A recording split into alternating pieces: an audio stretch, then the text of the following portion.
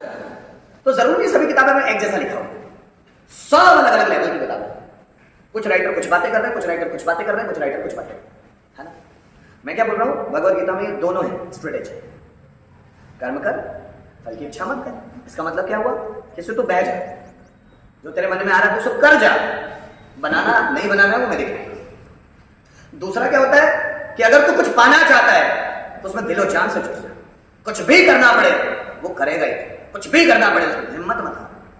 अब ये कृष्ण दोनों ही बातें बोलते हैं, दोनों ही बातें क्यों बोलते हैं। जब भगवद गीता में अर्जुन की स्थिति डावाडोल होती है ना, पहले क्या करते हैं, अर्जुन विषाद योग रहता है। भगवद गीता का पहला चैप्टर है अर्जुन विषाद योग। उसमें क्या रहता है कि अर्जुन अपना विषाद बताता है, दुख, कि माधव ये सब मेरे रिश्तेदार हैं, मैं इनको कैसे मारूं, इनकी गोद में खेल कर मैं बड़ा हुआ हूं, मैं इनको कैसे मार सकता हूं युद्ध में। तो पूरा वर्णन विषाद योग का पूरा वर्णन यही है, अर्जुन का दुख है।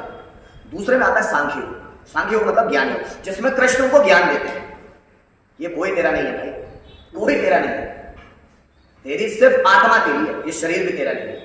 जो तू जिसको समझ आ जाए तेरा खुद का शरीर तेरा नहीं है, तो दूसरे तेरे कैसे हो सकते हैं। जब तेरे खुद का शरीर तेरा नहीं है, तेरा शरीर तेरे हिसाब से नहीं चलता, क्या तू जो आंखों से देखता है उसकी कोशिश तू करता है देखने की, जो तू कानों से सुनता है उसकी सुनने की कोशिश तू करता है क्या, जो तुझे कोई चीज तू सूंघता है तो सूंघने की कोशिश तू करता है क्या, जो तुझे कोई फीलिंग आती है, जैसा तुमने खाया खट्टा मीठा खारा नमकीन जो कुछ भी लगा, तो क्या ये फीलिंग तुमको आती है। किसी चीज को छूते हो तो वो कठोर लगना है या हार्ड लगना है, या हार्ड लगना है या सॉफ्ट लगना है, क्या ये फीलिंग तुम डिसाइड कर सकते हो क्या, क्या देखना तुम डिसाइड कर रहे हो, क्या देखना तुमको, तुम बोलोगे तो दिखेगा, तुम नहीं बोलोगे तो नहीं दिखेगा।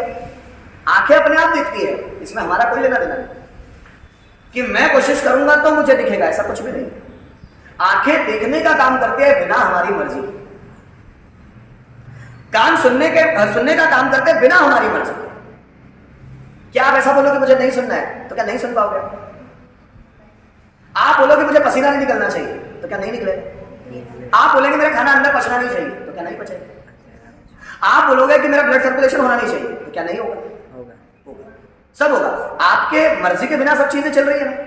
जब वो सब सिस्टमेटिक चल रही है तुम्हारी मर्जी के बिना, तो तुम क्यों मर्जी बना रहे। ये ऐसा प्रश्न होता है कि जब तुम्हारी मर्जी के बिना सब चल रहा है यहां पर, तो तुम मर्जी क्यों बना रहे, तुम डिसीजन क्यों ले रहे हो। जब तुम्हारी मर्जी के बिना सब कुछ हो रहा है, क्या पृथ्वी तुम्हारी मर्जी से घूम रही है, क्या हवाएं तुम्हारी मर्जी से घूम रही है, क्या तुम्हारी मर्जी से सूर्य निकल रहा है, क्या तुम्हारी मर्जी से पेड़ उग रहे हैं, क्या तुम्हारी मर्जी से पत्ते उसमें लग रहे हैं, क्या तुम्हारी मर्जी से फूल खिलते हैं, क्या तुम्हारी मर्जी से फूलों से सुगंध आती है, क्या तुम्हारी मर्जी से सब होता है।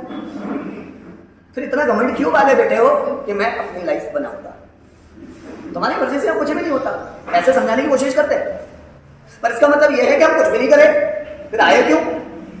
तब कृष्ण बोलते हैं महत्वाकांक्षी बनो, तुम्हें इस दुनिया में सब पाने का है, सब कुछ तुम्हें इस दुनिया में सब पाने का है। तुम महल बनो, राजा बनो, योद्धा बनो, इस दुनिया में हर तरह की सुविधाएं पाओ, इस सबका हक है तुम्हें। क्योंकि इंसान को यहां पीड़ित, कुत्सित, निराशावादी, फ्रस्ट्रेटेड, निराश होने के लिए नहीं आया, वो राजा बनने के लिए आया है, वो ऐश करने के लिए आया है, वो खुशियां मनाने के लिए आया है, खुश होने के लिए आया है, खुशियां बांटने के लिए आया है, वो यहां कमजोर या पीड़ित होने के लिए नहीं आया। तो तुम महत्वाकांक्षी बन, लालची नहीं। इसलिए बोलते हैं महत्व आकांक्षा, इच्छा कर जो तुझे पाना है उसकी इच्छा कर, लेकिन लालची मत बन। तो इच्छा कर और उस इच्छा को पाने के लिए कोशिश कर, पर उस कोशिश का फल कितना देना है ये मैं डिसाइड करूंगा, ये तू डिसाइड नहीं करेगा। तू सिर्फ काम कर ले कि ऐसा काम है तो तू काम कर ले, कि युद्ध सामने आया तो तू लड़ ले भाई। तू ये मत कि माधव में जीतना ही चाहिए, तू ये डिसाइड मत कर, तू तो सिर्फ लड़ भाई, तेरी ड्यूटी लड़ना है, तू लड़ बस, क्योंकि तू योद्धा है। अब अर्जुन बोलता है कि मैं सन्यासी बन जाऊंगा, भाग जाऊंगा युद्ध छोड़कर, मुझे तो युद्ध करने में कोई फायदा नहीं दिख रहा, तो तू योद्धा बना ही क्यों। और कृष्ण अर्जुन को नपुंसक भी कहते हैं, तो नपुंसक जैसा व्यवहार कर रहा है यार, नपुंसक जैसा, कि तेरे सामने जो स्थिति है उसको सामना कर, उसका उस स्थिति भागना नहीं, सामना कर। अगर मैं ऐसे ही सोचूंगा कि मेरे घर में कोई परेशानी आए तो अपने आप जाएगी, तो जाएगी थोड़ी ना। महत्वाकांक्षा, मुझे इच्छा करनी होगी उस परेशानी को खत्म करने की। बहुत बार लाइफ में ऐसा होगा कि बहुत सारी परेशानियां, 100 में से 90 परेशानियां आपके बिना कुछ किए चली जाती है, पर आप चूंकि उसमें इन्वॉल्व होते हैं इसलिए वो आपको दुख दर्द देते हैं। और 10 परेशानियां ऐसी होती है जिसको हटाने के लिए हमको कर्म करना पड़ता है। अब कृष्ण बोल रहे सामने युद्ध है, अगर तू युद्ध से भागेगा तो नपुंसक है, तेरी कोई ख्याति नहीं होगी। कल तुझे लोग बदनाम करेंगे, अपमानित करेंगे कि भाग गया युद्ध छोड़ के भगोड़े, तब इससे ज्यादा पीड़ा होगी। इससे अच्छा लड़ते लड़ते मर, वो चलेगा। तो लड़ते लड़ते मर। इसलिए हम बोलते ना कि काम करते करते, मेहनत करते करते अगर आपकी मौत भी हो जाती तो अच्छी है। पता है क्यों? क्योंकि फिर अगला जन्म जो होगा ना आपका, एक योद्धा के रूप में होगा, एक कर्म योगी के रूप में होगा।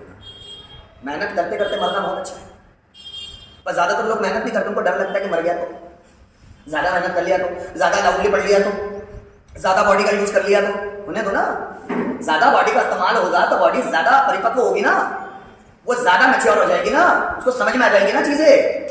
और हमें से दिक्कत ऐसे ही। तो कृष्ण बोलते हैं यहाँ जब तेरी इच्छा से कुछ नहीं होता तो तू ईगो क्यों कर रहा है कि मैं युद्ध नहीं लड़ूंगा? ये तो तेरा डिसीजन है यार, तेरे सामने युद्ध है, तू लड़ बस, हारना या जीतना है मैं देख लूंगा, तू तेरा काम कर बस। ये कृष्ण समझा रहा है। फिर इस बात से नहीं मानते, अगर इस बात से अर्जुन नहीं मानते, फिर कृष्ण आगे बोलते हैं कर्म योग, तो तेरा कर्म करेगा। ज्ञान से नहीं समझता ना, फिर उसके लिए कर्म योग बोलते हैं कि कर्म, जो लोग कर्म करेंगे उनको मिलेगा। फिर उसमें कर्मयोग में ये भी बताते हैं कि जो भी संन्यास धारण कर लिया है जिसने अपने कर्मों को छोड़कर, वो सन्यासी नहीं कहता, वो कभी भी मुझे प्राप्त नहीं करता। अगर आपको रियल सन्यासी बनना है तो आपको मेरी इच्छा को मानना होगा, तब तो रियल सन्यासी होगा। मेरी इच्छा है कि तू युद्ध कर, मैं ही परमपिता परमेश्वर हूं जिसकी तू पूजा करता है, मैं ही वो कृष्ण, मैं ही वो परम परमेश्वर। मैं बोल रहा हूं तू युद्ध कर, तो मेरी बात को आप मूंद कर मान ले और युद्ध कर। मुझे अपना साला मत समझ, क्योंकि अर्जुन के साले थे कृष्ण। अर्जुन की जो वाइफ थी सुभद्रा, वो कृष्ण की बहन थी, और अर्जुन की बुआ, अर्जुन के मामा के लड़के थे कृष्ण। तो बोले अपना रिश्तेदार मत समझ, मैं उन रिश्तों से कहीं आगे हूं, तो अब मुझे समझ नहीं पाएगा, इसलिए जो मैं बोल रहा हूं वो करना शुरू कर दे। फिर जब ज्ञान से नहीं समझता ना वो, तो कृष्ण क्या करते हैं? कर्मयोग।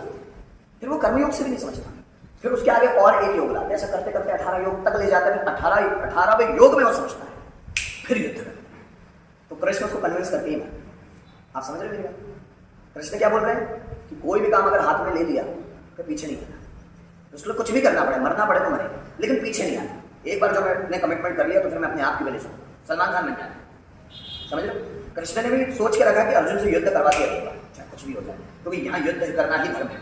नहीं तो ये कौरव जीतेंगे तो ये पूरे भारत को कब्जे में करेंगे और पूरे भारत में अनाचार फैलेगा, अधर्म फैलेगा, इसलिए उनको मारना जरूरी है। उनको मारने के लिए कुछ भी करना पड़े, मैं करूँगा। तो अब वो अर्जुन को कन्विंस करने में लगे। तो अर्जुन एक से नहीं मानता तो दूसरा योग लाते हैं, दूसरे से नहीं मानता तो तीसरा योग लाते हैं, और तब तक कन्विंस करते हैं जब तक अर्जुन कन्विंस नहीं हो जाता। तो 18वें अध्याय तक वो कन्विंस करते रहते हैं। अगर उसके बाद भी अर्जुन कन्विंस नहीं होता तो 19वां, 20वां, 21वां अध्याय लाते हैं, और वो कन्विंस हो गया।